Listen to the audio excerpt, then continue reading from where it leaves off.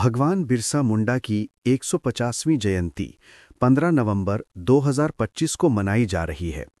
उनका जन्म 15 नवंबर 1875 को हुआ था।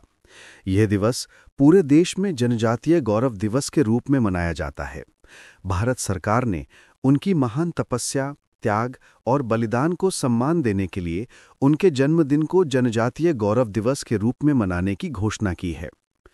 बिरसा मुंडा भारतीय स्वतंत्रता संग्राम के एक महान आदिवासी नेता, लोक नायक और समाज सुधारक थे, जिन्हें आदिवासी समाज में धरती आबा यानी पृथ्वी के पिता और भगवान के रूप में पूजा जाता है। बिरसा मुंडा के जन्म एक गरीब किसान परिवार में हुआ था। मुंडा रीति रिवाजों के अनुसार उनका नाम बृहस्पतिवार के नाम पर बिरसा रखा गया। उन्होंने सारवा गांव के एक चर्च मिशन स्कूल में प्राथमिक शिक्षा प्राप्त की और बाद में चाईबासा के जर्मन मिशन स्कूल में भी पढ़ाई की। बिरसा मुंडा ने हिंदू धर्म और ईसाई धर्म दोनों का अध्ययन किया।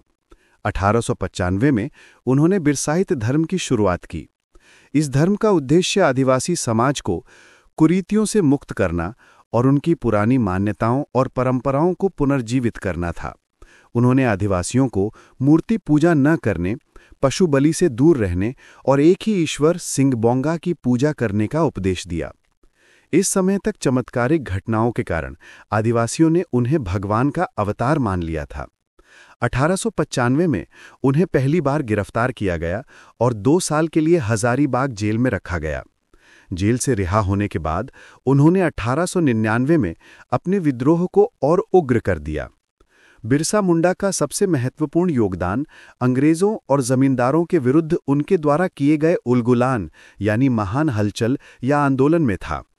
इस आंदोलन का मुख्य उद्देश्य जल, जंगल और जमीन पर आदिवासियों के पारंपरिक अधिकारों की रक्षा करना था, जिसे ब्रिटिश नीतियों जैसे खूंटकट्टी व्यवस्था यानी आदिवासियों की सामूहिक स्वामित्व प्रणाली की समाप्ति और जमींदारी प्रथा को लागू करना था।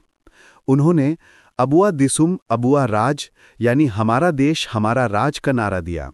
3 फरवरी 1900 को बिरसा मुंडा को डोंबरी पहाड़ी पर ब्रिटिश सेना के साथ हुए एक संघर्ष के बाद गिरफ्तार कर लिया गया।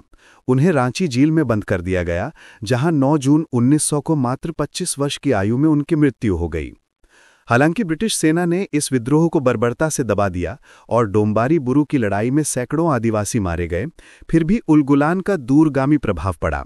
जैसे छोटा नागपुर काश्तकारी अधिनियम 1908 के तहत आदिवासियों से गैर आदिवासियों को भूमि हस्तांतरण पर प्रतिबंध लगा दिया गया, मुंडाओं के पारंपरिक खूंटकट्टी अधिकारों को कानूनी मान्यता दी गई और बेत बेगारी यानी जबरन श्रम पर प्रतिबंध लगाया गया।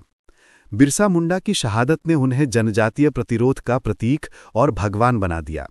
उनके आंदोलन ने बाद के सभी आदिवासी आंदोलनों और भारतीय स्वतंत्रता संग्राम को प्रेरित किया। यह आंदोलन बिरसा मुंडा की नेतृत्व क्षमता और आदिवासियों के अपने धरती आबा में अटूट विश्वास को दर्शाता है।